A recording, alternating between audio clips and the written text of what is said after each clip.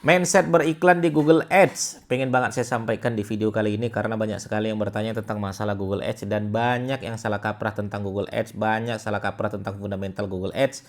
Maka teman-teman coba pahami dulu tentang fundamental Google Ads itu seperti apa, mindset yang benar itu seperti apa. Untuk teman-teman yang beriklan di Google Ads, coba tonton video ini sampai selesai.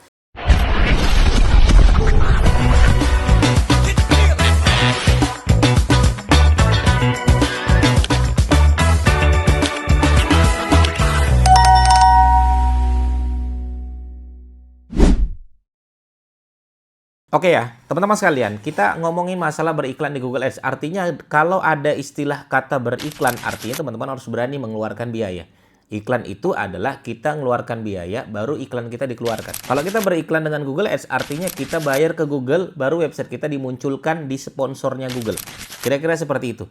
Maka arti dari Google Ads itu adalah bagaimana nama kita, brand kita, produk kita, website kita, jualan kita muncul di posisi terbaik di halaman Google dengan sponsor ataupun berbayar. Artinya kita berbayar. Maka mindset yang pertama teman-teman harus berani mengeluarkan uang dulu untuk beriklan di Google Ads. Itu dulu.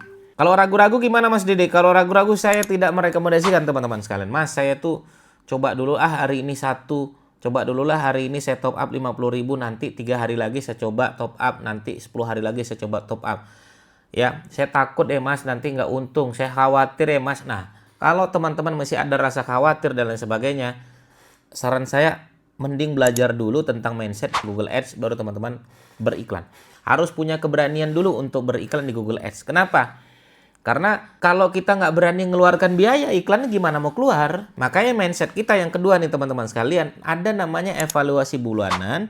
Kita keluar berapa, kita dapat berapa. Emang harus berani dulu nih, biar supaya kita tahu nih. Ketika kita evaluasi, yang perlu teman-teman evaluasi, pertama kali adalah berapa sih yang kita keluarkan, berapa sih yang kita dapatkan, itu dulu. Artinya, kalau saya ngiklan 50.000 per hari, berarti 1,5 juta saya mengeluarkan biaya untuk beriklan di Google Ads. Itu belum biaya pajak, 10%. Anggaplah 1,6 atau 1,7. Oke? Nah, ternyata dari iklan Google Ads ini, saya dapat penjualan sekian Mas, saya dapat omset sekian Mas, untung bersih saya dapat 10 juta atau 12 juta. Nah, pertanyaannya untung bersih 12 juta dengan keluar 1,7 juta, untung nggak menurut saya? Untung Mas Didi, kalau untung berarti iklan Google Ads-nya bagus, iklankan lagi. Nah, oke ya. Jadi evaluasinya bulanan dulu, jangan harian. Karena kita nggak tahu nih, Senin kadang sepi, jangan-jangan Selasa rame. Rabu sepi, Kamis sepi, jangan-jangan Jumat meledak. Jangan-jangan minggu ini sepi, minggu depan meledak. Nah, hal-hal seperti itu teman-teman, makanya per bulan. Kita nggak bisa memastikan besok rame Mas Didi, enggak. Harus bulanan. Itu dulu yang harus teman-teman pahami. Kalau saya begitu. Sehingga kita keluar berapa, ngetes berapa, dapat berapa. Itu yang kedua. Oke? Nah, yang ketiga adalah sebaik-baik iklan. Nah, ini fundamental yang harus teman-teman pahami nih. Sebaik-baik iklan adalah iklan yang dapat membiayai dirinya sendiri. Maka kalau nanti keluarnya 1,7 dapatnya 10 juta, iklankan lagi nih. Loh, emang ada Mas Didik orang dapat 1,7 kemudian ngeluarkan 1,7 dapat 10 juta terus dia nggak ngiklankan lagi? Banyak. Terus dia bilang, entar lagi aja Mas Didik kita ngiklannya, ini saya keuntungannya mau saya buat yang lain. Nah, iklan lagi bagus-bagusnya, iya. Saran saya iklan itu ya iklankan lagi, karena sebaik-baik iklan adalah iklan yang dapat membiayai dirinya sendiri. Kalau iklan tersebut bisa membiayai dirinya sendiri, iklankan lagi, tambahkan lagi tuh. Tetap aja kalau misalnya 50.000 per hari, ya udah top up lagi 1,7. Sisanya kan ada tuh, lakukan yang lain. Memperbaiki websitenya, memperbaiki kecepatan website, ya. Kemudian mungkin mainkan SEO, mainkan media sosial. Karena Google Ads, ini yang keempat ya. Google Ads itu jangan berdiri sendiri teman-teman sekalian. Dia harus berdampingan dengan organik yang lain. Dia harus berdampingan dengan branding yang kuat. Dia harus berdampingan dengan media sosialnya juga aktif. Dia harus berdampingan juga dengan profil bisnis yang aktif. Maksudnya gimana Mas Didik? Karena kalau ada orang melihat iklan kita, bisa jadi dia nggak jadi beli karena map kita bermasalah, bintang satunya banyak. Bisa jadi dia nggak jadi beli karena dilihatnya komplain kita banyak di Maps. Bisa jadi dia nggak jadi beli karena dilihatnya Instagram kita kosong. Makanya Google Ads ini ketika orang ngetik, mereka sudah ada niat untuk beli. Dia lihat website kita, maka pastikan websitenya bagus. Pastikan kecepatan websitenya bagus. Pastikan informasinya jelas. Makanya kalau ada orang datang ke website kita, ya, dilihatnya berantakan, itu yang salah siapa? Bukan iklannya, website kita yang salah. Ketika ada orang ngiklan, kita ngiklan, orang datang ke website kita, ternyata orang nggak bisa loadingnya lama. Itu yang salah siapa? Bukan iklan kita, website kita. Jadi apa yang perlu kita benah itu bukan semuanya iklan. Kok ada yang WA nggak jadi closing, iklannya jelek Mas Didik? Itu admin. Admin sama iklan itu dua hal yang berbeda teman-teman. Iklan advertising, admin itu adalah selling. Sudah head to head sama calon customer dan lain sebagainya.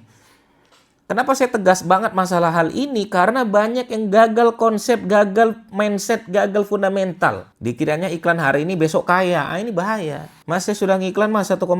Saya sudah ngiklan mas sehari 50.000. Kok yang WA baru 2? Saya nggak jadilah iklan lagi mas.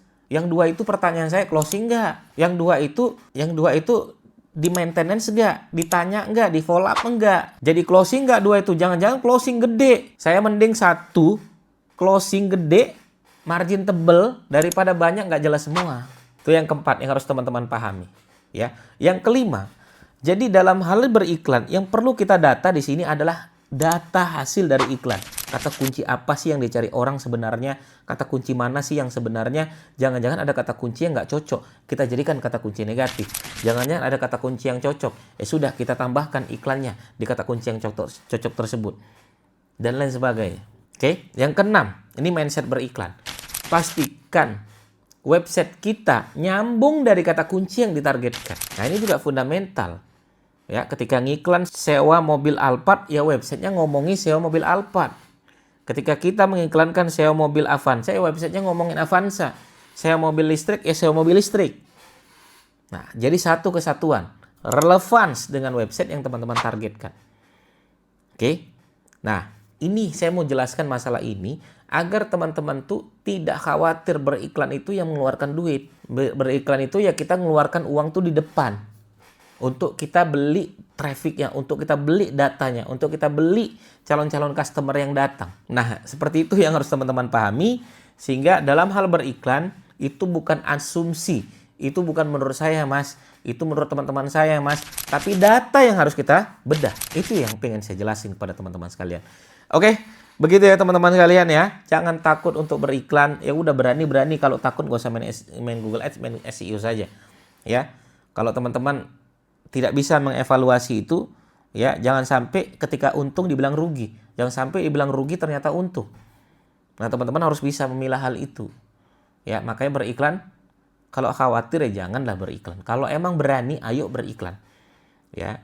Nah, dengan beriklan kita dapat keuntungan berapa, pengeluaran berapa, selisih itulah keuntungan bersih teman-teman sekalian. Begitu, semoga bermanfaat. Bagi teman-teman bertanya silahkan langsung aja bertanya di kolom komentar kami. Assalamualaikum warahmatullahi wabarakatuh. Bye-bye.